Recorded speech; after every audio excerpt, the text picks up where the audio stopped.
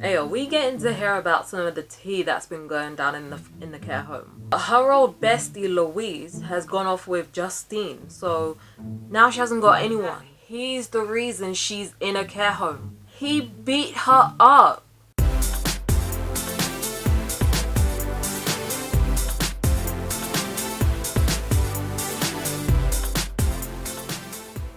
Hey guys! Today we're going to be reacting to the story of Tracy Beaker. This is usually the bit where I hold up the book and show it to you guys, but if I'm honest, I'm a bit scared to do it this time because my copy of Tracy Beaker is just about as old as I am, and it's kind of battered and beaten up. And in all honesty, it has no front cover. It's so old that the front cover fell off. And if I hold up what I've got, I'm just gonna look really ratchet. If you guys are nice to me and you promise you won't bully me and make fun of me for it, I'll show it to you next time. Anyway, I'm not just any YouTuber. I am Starlet the Starlet, and I'm a writer. So I don't just react, I review. And the way I do it is simple. If I like something, I add a point, and if I don't, I take one off. Now, as y'all can see, I've got a couple friends here with me. These are the girls, Angel and Glitter, and this is my little boy Seth. Now, Tracy Beaker is one of the most legendary British children's books around. Ask any British person under the age of 25, they will know who Tracy Beaker is.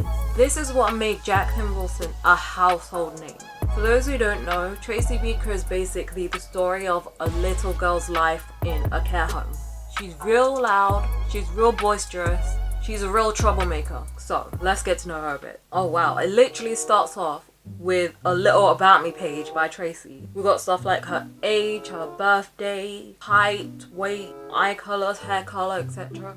It's obvious that all Tracy was meant to write were like short answers that are just a couple sentences, but Tracy being Tracy, she literally wrote her train of thought for everything. Because Tracy's one of them kids who just says it how it is. Like in her birthday answer, she says that she was born on May 8th, but then she goes on to talk about how another boy at her care home called Peter also has the same birthday. And so that means she has to share her birthday cake and her birthday wish with him, which she hates. Because apparently Peter's just some like dopey little wimp. Oh my days. Tracy's answer for what colour her eyes are is a prime example of the kind of kid she is. Like, she was only meant to write down one word, but after telling us that her eyes are black, she goes off on a tangent about how her eyes are like a witch's eyes and how she'd love to be a witch because then she could just zap all of Louise's hair out and zap Peter into a mouse. Oh my days. This is probably the point where Tracy got bored of answering these questions normally. Not that she really answered them normally in the first place, but now she's just for real making stuff up. One of the questions says, stick a photo of yourself here. So for all those who don't know who Tracy is, maybe this will give you a better idea. Look. Can you see that? Ayo, we getting to hear about some of the tea that's been going down in the care home. On the best friend question, Tracy said that she's apparently had tons and tons of friends, but her old bestie Louise has gone off with Justine, so now she hasn't got anyone. Aww. Right, her family section. Oh, we got another picture. That's Tracy's mum, apparently. I'll tell you now, Tracy's mum is one of the most elusive creatures out there. In all the episodes of the like 3 Tracy Beaker shows that have come out of this book, Tracy's mum never appeared once, which just goes to show how great of a mum she really is. Like, you know in those episodes of Tom and Jerry, the like really old ones where Tom was owned by a woman but we never saw her face? Tracy's mum is kind of like that. Was it Tom and Jerry? Anyway, but yeah, the worst part is Tracy's mum let Tracy go on thinking that she is a world-famous A-list actress who's off filming movies in exotic countries, and that's why she never had time for Tracy. She even told her that one day, I'm gonna come back and pick you up and we'll live happily ever after together in a big old mansion, but then was never to be seen again. Just like those deadbeat dads that tell their kids, oh, I'm just going to the shop to buy cigarettes and never come back home. Honestly, screw parents like that, man. Oh, damn. Okay, so After reading a bit more about Tracy's mum, we find out that it used to be just her and Tracy living together. But then Tracy's mum went and got a new boyfriend who Tracy refers to as the monster gorilla. Is that what he looked like? But it turns out that he's the reason she's in a care home. He beat her up. Side note. It is interesting how these questions are all so simple, yet here we are learning so much about Tracy. Right. So, the next section is titled My Foster Family, but Tracy hasn't got one at the moment. Ain't this awkward? She used to though. Tracy's first foster family was Auntie Peggy and Uncle Sid, but Tracy didn't really like them and she didn't get on with their other kids. So then she was put back in a children's home, and then later on she got fostered by this couple called Julie and Ted. These guys were much better. Like, they were really friendly, they bought her new stuff, they got her a new bike, and Tracy was really happy. And she thought she'd be staying with them until her real mum came back. What? But apparently, she got thrown out through no fault of her own. So now, Tracy's back in the children's home. Damn. She don't even want to write about it. Aww. They haven't been able to find anyone who wants to take in Tracy, even after advertising her in the papers. Damn, that's gotta be rough on her self-esteem. I know if I was thrown in a care home, and I see all of these other kids getting fostered every other day, but no one wants me, I'd be there like, what's wrong with me, you know? Ayo, if any of you guys have had experiences in a care home, let me know. I legit want to hear from you. Hey, we got another picture. That's Tracy at her school. Hey, wait, hold up. So, Tracy is talking about all of her lessons and stuff now. And apparently, they do stuff like arithmetic, art, games, and story writing.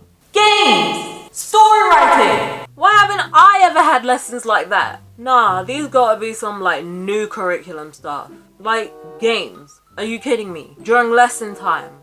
That sounds like fake news. Back in my day, no one ever actually scheduled in time to play games. Wait a second. Hold on. What year was this written? No way. Yo. This was published in 1992. No wonder. Are you kidding me? This was written a whole 6 years before I was born. Damn. Aww.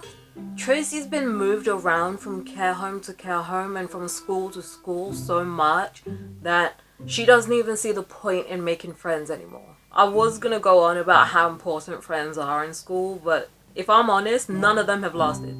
With me at least. I'm not in contact with any of them anymore. But in general, I do believe that friends are important. Oh, good old Elaine the Pain. In other words, Tracy's social worker. If I remember correctly, Elaine the Pain was one of the most annoying, stuck up, unnecessary, bureaucratic in the book. Oh my god, especially in the TV show. I do have to give credit to the woman who played Elaine the Pain. Like, that was some Oscar-worthy acting. It was just, oh my god. Okay, so now we get into some hypotheticals. There's a question that says, if I was older, I would ... And Tracy goes on about how she'd live in this really big modern house. And I think my favorite bit of it is when Tracy says that she'd have a huge bedroom with special bunk beds in it, even though she has no intention of living with anyone else. They are just for her, purely because she wants to get the top bunk. I swear to God, when I was little, I had daydreams just like that. I too wanted to have bunk beds in my house when I grew up, just so I could have the top bunk to myself. Like, come on. Everyone knows the top bunk is the one. Why is this so relatable? Oh my days. Now Tracy's talking about how she'd also have her own set of felt tip pens that no one else is allowed to use so that no one would mess them up. Because everyone knows that the felt tips at schools, ugh, disgusting. They would always get messed up by some snot-nosed little brat in the class who has no hand-eye coordination and got blue or black on the yellow felt tip. Once that happens, it's ruined for life. Whenever you try and use the yellow after that, you're always gonna get that little smudge of black. Oh, you want to draw a nice bright sun in the corner of the page? Tough. Have some black in it. Now it's gonna look like piss. Honestly, bruv, I could go on about stuff like this all damn day. Okay, so it looks like we've got to the end of the questions bit. The next part of the book is the My Own Story page. We are gonna get to hear Tracy Beaker's own story in Tracy Beaker's own words. But that is for next time though. Trust me, you guys, you will not want to miss this. Y'all are gonna get to see why Tracy Beaker is such a British icon. Anyway, I hope you guys enjoyed this video. If you did, make sure to give that like button a little kiss. And subscribe to become a Starlet. Don't forget to follow me on Snapchat, Twitter, Instagram, and all the rest. And if you have read something that has just left you shook beyond repair, let me know in the comments. I'll see you guys later. Bye!